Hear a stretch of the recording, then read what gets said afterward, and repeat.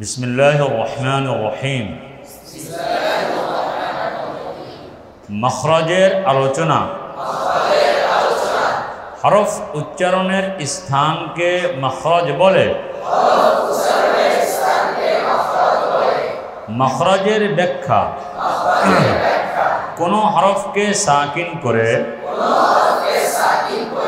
তার পূর্বে হরকতওয়ালা হামজা বা যে কোনো হরফ দ্বারা হরফটিকে উচ্চারণ করিলে আওয়াজ যেখানে গিয়ে থেমে যাবে সে হরফটির মখরাজ সেখানে। আরবি হরফ 29টি, মখরাজ 17টি।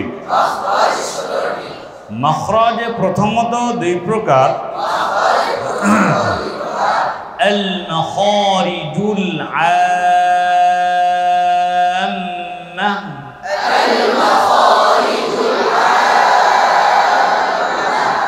আল মখারিজুল খাসসা,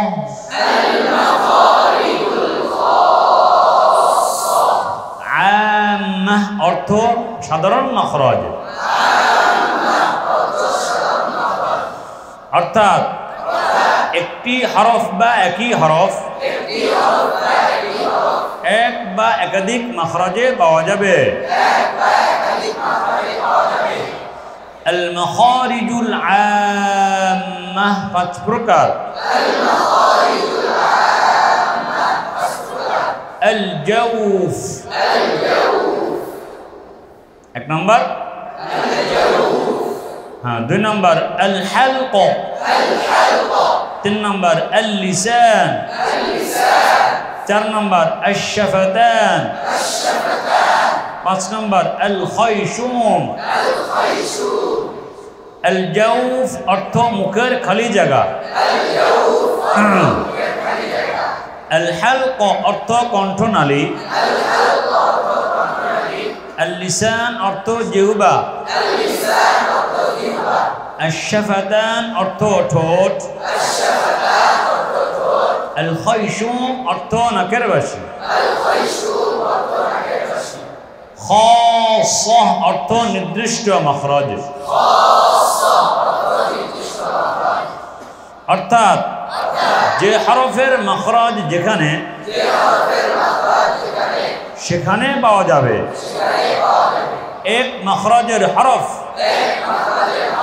অন্য মখরাজে পাওয়া যাবে না। আল মখারিজুল খাসসা 17টি।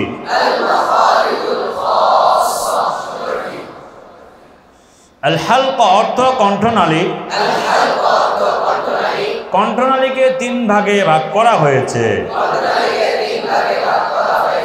আকসায়ে হালক, আওসাতি হালক, আদনায়ে হালক। কণ্ঠনালী শুরু, মধ্য, শেষ। কণ্ঠনালী থেকে 3টি মখরাজ, 6টি হরফ। প্রতিটি মখরাজের 8টি কাজ। 1 নম্বরে মখরাজের নাম, 2 নম্বরে হরফের নাম, 3 নম্বরে হরফের উচ্চারণ, 4 নম্বরে মখরাজের ব্যবহার, 5 নম্বরে হরফে লিনের ব্যবহার, 6 নম্বরে তাশদীদের ব্যবহার, 7 নম্বরে হরফের উদাহরণ, 8 নম্বরে ওই হরফের শব্দ দিয়ে মাশক। এগুলো মখরাজের প্রাথমিক যে আলোচনাগুলো এগুলো।